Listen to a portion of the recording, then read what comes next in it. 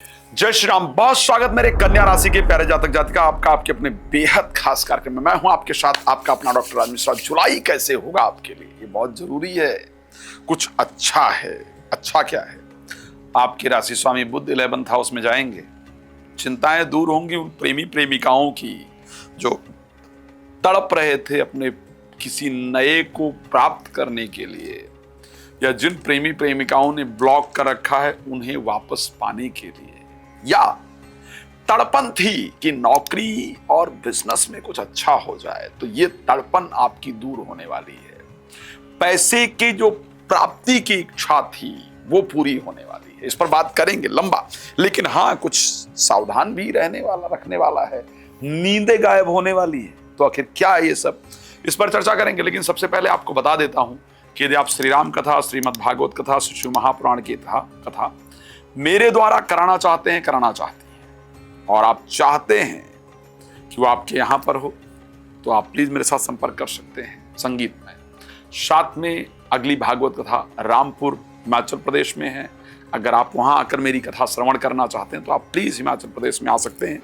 वहां मैं फ्री में रुद्राक्ष भी वितरण करने वाला हूं, तो भी आपको सिद्ध रुद्राक्ष फ्री में प्राप्त हो जाएगा।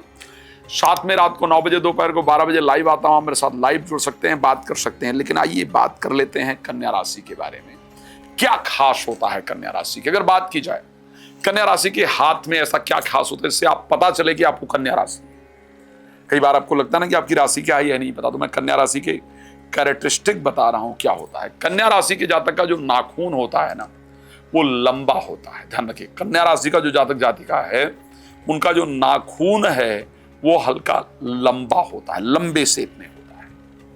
कन्या राशि के लोगों की उंगलियां बड़ी होती है। कन्या राशि के लोगों की उंगलियां ना बहुत मोटी होती हैं और ना बहुत पतली होती हैं। कन्या राशि के लोगों की जो हथेली होती है वो एक सामान्य हथेली होती है। वो कभी मोटी नहीं होती है, पतली नहीं होती है।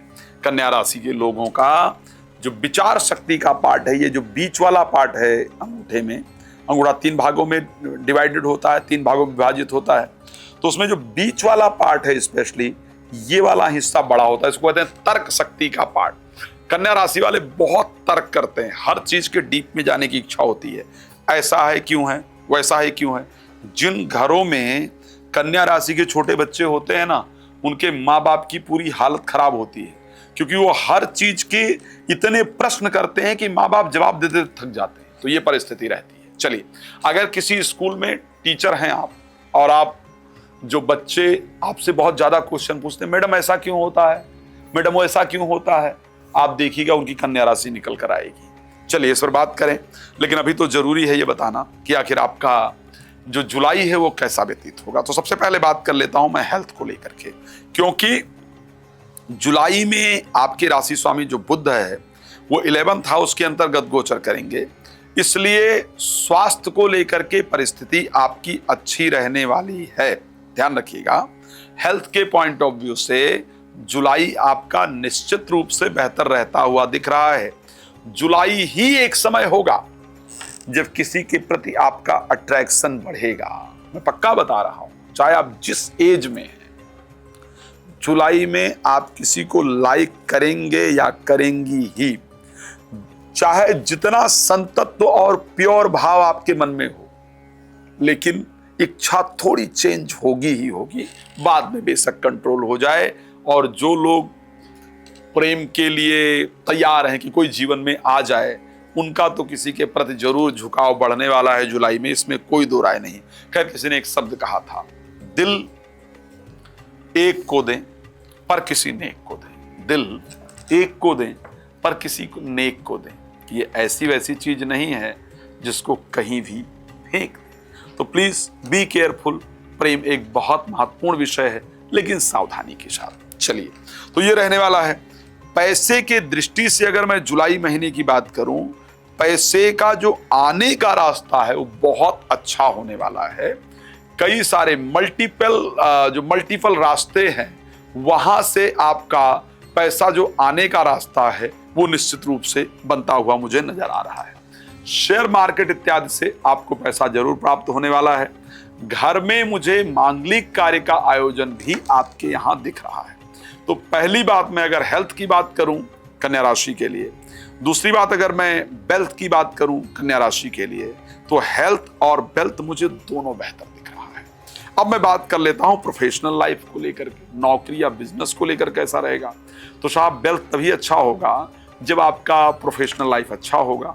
तो इस कारण से नौकरी में कुछ नए ऑफर, बिजनेस में कुछ नए ऑफर, कुछ रास्ते नजर आ रहे हैं। नौकरी और व्यापार को लेकर भी, प्रोफेशनल लाइफ भी मुझे करीब करीब जुलाई में आपकी अच्छी दिख रही है। स्पिरिचुअल लाइफ भी अच्छी दिख रही है, यानी पूजा पाठ करने का मन लगे, कई धार्मिक यात्राओं का योग बने, ये सब चीजें अच्छा दिख रहा है। तो आप कहेंगे फिर खराब कहाँ दिख रहा है, वो तो बताओ। खराब है 28 तारीख के बाद। 28 तारीख के बाद क्रोध बहुत अधिक उत्पन्न होगा, उस पर आपको कंट्रोल रखना ही होगा। 28 तारीख से पहले मेरी बात को नोट कर लीजिएगा और ध्यान देंगे आप। 28 तारीख से पहले आपको नींद प्रॉपर नहीं आएगी, बेकार में खर्चा आपका बहुत ज्यादा होगा, और आप मुझे कमेंट में लिखेंगे ही लिखेंगे कि साहब आपने इनकम की तो बताई थी, लेकिन खर्चा, पैसा तो आ रहा है ये पक्का है, लेकिन पैसा रुक नहीं रहा है, ये खराब है।